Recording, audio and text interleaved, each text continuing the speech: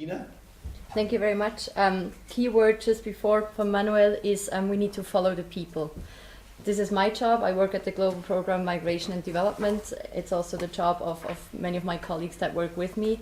I'm originally a social worker by training, so for me it's always been about the potential of people. I maybe haven't learned to think in spaces at all, so I'm spatially blind. I'm people-centered. So we've heard a lot about the role of migration or human mobility in urbanization in cities. Just a few premises on migration, cities, and urbanization. Billy said the biggest reason for the growth of cities might not be migration, but still there wouldn't be urbanization without migration. But this is just demographically speaking, the movement of people from rural to urban spaces.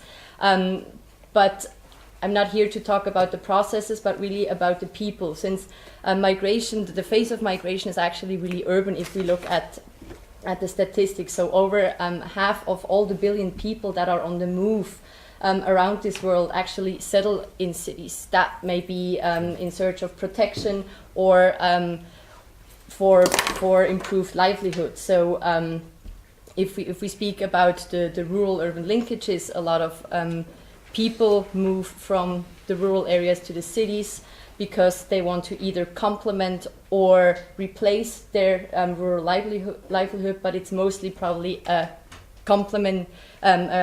It's complementary because the linkages are there. Then migration is a global phenomenon, but it happens very locally. The implications are local. There are obviously challenges for cities. There is pressure on infrastructure, on social services, but also on the community, social cohesion. But we've heard it too. Migration, the people are actually the driving force for a city's prosperity, for economic growth. Think of New York City, but you can think of any city. Any prosperous city in this world has a migration background.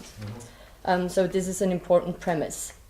So these premises already show us that there are a lot of urban-rural linkages that are an effect of migration, and I want to talk about the development potential of this. So it's not about only looking at rural or only at urban, but being aware of the fact that cities are hubs that draw people for economic opportunities, and they remain linked to wherever they come from. So the cities are really a central point of functional territories. So I really want to also stress the fact that this spatial blindness is important, and that we need to see the systematic issues in this regard. So migration is a livelihood strategy.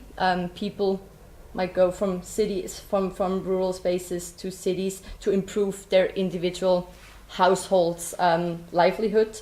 But the links that they maintain, mainly through remittances, but also other transfers, those urban migrants also improve the living standards of those left behind. So there we have one of those linkages.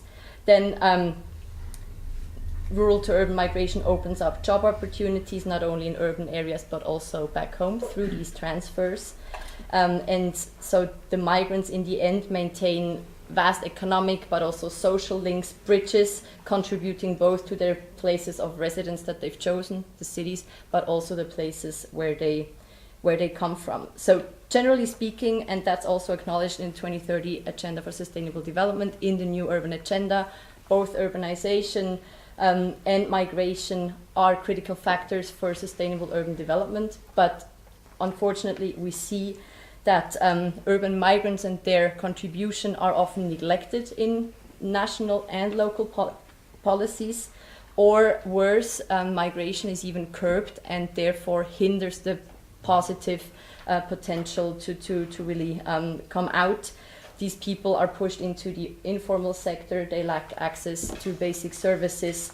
I don't want to say that the informal sector is a bad thing, but actually, and I would absolutely second what my previous speakers have said. We need to look more at the contribution that the informal economy actually has for development, because most of these migrants in cities might start working in the informal sector, but the remittances that they send back from their informal work has a huge transformative power. But acknowledging their work in the informal sectors and promoting, leveraging that potential might double, triple, multiply the effect. So I'll start there just by saying by facilitating the movement of people within but also across borders will contribute to poverty reduction and sustainable development.